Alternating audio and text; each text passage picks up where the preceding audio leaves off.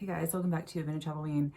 To be honest, like I had no idea what I wanted to say today in today's YouTube video. I had other things to post, but they seemed sort of, trivial and not, I don't know, good for the certain, crisis we're dealing with the coronavirus and everything like that. So I decided to share sort of another ghost story. It's actually the experience I had after my grandmother passed away. And this is very personal, but I think it'll help a lot of people. So it'll be inspiring to people to hear the story. So here I go. Hopefully I don't cry. So my grandmother, I called her Mimi. Her name was Martha, and she was awesome. She lived to be almost 91. And we all lived in Houston together. I grew up, even when I lived in Massachusetts, going to visit her. My grandfather, who I called Big Z, I used to go visit both of them. In the summer, we go to like the beach in Galveston. And then when I was in high school and we moved here, they only lived 10 minutes away. So I saw them all the time. Like holidays, I spent a long time with Mimi in high school. It was just like, she was just awesome. Like she's wonderful. She's hysterical. She has like a wonderful sense of humor. She loved to garden. She grew daylilies. Anyway, so she's just wonderful. So when she passed away, that was 2018, in the fall of 2018. And she died suddenly. She actually slipped in her bathroom and hit her head, and that was sort of the end. And luckily, she wasn't in pain. She didn't suffer. We all were called to the hospital that we had to, say goodbye. Of course, it was sudden because we weren't expecting it. She wasn't sick or anything like that. So anyway, so I was, of course, devastated at the time. And it was sort of that time period, the sort of transition phase, in between the passing of the loved one and the funeral service. And I was in my room, like just feeling depressed. This was the same day. And if you followed me on Instagram, this was the same day that I went to Halloween shop in the stores, and there was a thunderstorm and the lights at home went out while I was in the store. Those are saved in my story highlights on Instagram. But that was a crazy day. So I came home and I was all sad and everything. And suddenly I was in my room and I felt Mimi's presence very clearly next to me, that I was supposed to read and open the Bible to Psalm 118. And I was like, wait, is it 18 or 118? And she said 118. So I want to read you, and I'd never read this before. I never read, the version of the Bible she wanted me to read is this version called The Message. And I haven't read this book in years, like maybe like 10 years. I haven't cracked this thing in 10 years. This wasn't the version of the Bible that Mimi usually read. She usually read the King James version of the Bible. And so I just thought it was really interesting. So I will read, this is Psalm 118 from the Message. Let's see, I can't remember where she said.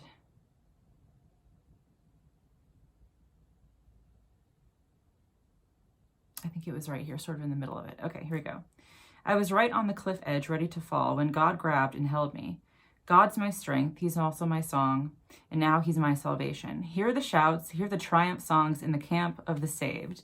The hand of God has turned the tide, the hand of God is raised in victory, the hand of God has turned the tide. I didn't die, I lived. And now I'm telling the world what God did. God tested me, he pushed me hard, but he didn't hand me over to death. Swing wide the city gates, the righteous gates. I'll walk right through and thank God. This temple gate belongs to God, so the victors can enter in praise. Thank you for responding to me. You've truly become my salvation. The stone the masons discarded as flawed is now the capstone. This is God's work. We rub our eyes, we can hardly believe it. This is the very day that God acted.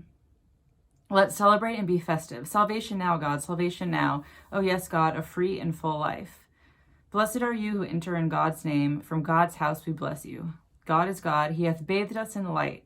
Festoon the shrine with garlands. Hang colored banners above the altar. You're my God, and I thank you. Oh my God, I lift high your praise. So I was like, it talks about falling and how I didn't fall, I lived. Like that was just like stunning to me. Like it was stunning, like, and it was so nurturing, and I felt so much better. And also like I had this letter. So this was in September when she passed away. And so Mother's Day of 2018, we went to this restaurant called Martha's Bloomers with Mimi, and like my mom was there and my aunt and cousins and stuff like that. And it was like miserable. Like it was so bad, guys. Like it was like hot as a mofo in Texas. I wore a velvet shirt. I don't know why I wore a velvet shirt, but I was like about to pass out, like, cause like the air conditioning broke in the restaurant. It was like 90 degrees in the restaurant. And so Mimi had written me a thank you note because I gave her this little floral painting for Mother's Day. And she's like, didn't we have fun, laughing through it all because it was so bad. So anyway, so right after I felt impelled to read this Bible message, I read that letter and I felt like she was saying, didn't we have a fun time laughing through it all? Like we had a great time in life together. So it was very, very comforting. So this has happened to me many times, not just even with family members, but other people have passed away. I have a message for someone to give. So I felt impelled to tell my mom, of course. I told her immediately, what I felt Mimi had told me. And I feel Mimi right here, right with me now. Anyway, so Mimi's like, okay, well, I'm going to tell the pastor. I think his name is Wick Stuckey. And he's known the family for years, so he was going to do Mimi's service. And Mimi, so mom told Wick, like, I didn't want to get involved. Like, I'm like, if he wants to read the Bible verse at the funeral, that's totally cool with me. Like, I didn't think he was going to, like, say the whole story at the funeral. So the day of the funeral, he comes up to me. I see him. I'm sitting with, like, my brother-in-law and, like, my mom, I think my uncle. And he comes up, he's like, so I want to hear this story. Like, what actually happened? Like, and so I told him the whole story, like, how, like, I asked her, like, is it, 18 or 118? He's like, you asked her which one it was and she answered. I'm like, yeah, like I asked her which song it was. So he thought it was interesting. And then of course he ended up telling the whole story at the funeral, which I was shocked at. I thought he was just going to read the Bible verse. So I was just surprised, but Mimi was a baller. So, I mean, Mimi would totally attend her own funeral and like have a message for like everyone who was there. So, I mean, she's just awesome like that. So anyway, I thought that was sort of appropriate. Like, our loved ones are here, we're being supported, even though times are not the best.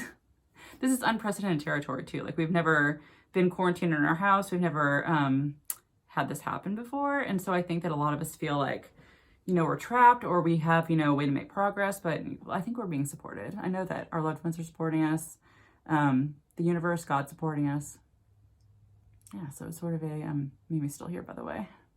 Thanks, Mans. Thanks for helping me. Yeah, so I thought it was a good message. So it is Psalm 118, for those of you wondering, and the version of the Bible is called The Message. But I thought that was sort of an interesting thing to share, I'm sure. Let me know if you've also experienced, messages from loved ones who passed away. I think it's so comforting to know they're here, they're around us, and that they continue to be around us. So I hope you guys stay safe out there. I'm going to ramp up the YouTube videos. I'm going to do a couple a week because, what else am I going to do right now? I could sit and watch the paint peel, twiddle my thumbs. That just doesn't last very long. So I'm going to do, more stuff here on YouTube and do more book reviews. And maybe I'll show you some of my Halloween costumes from when I was a kid, because those are goofy. My black hat one I still have, so you might want to see that one. Yeah. Stay safe, guys. I'll talk to you next week.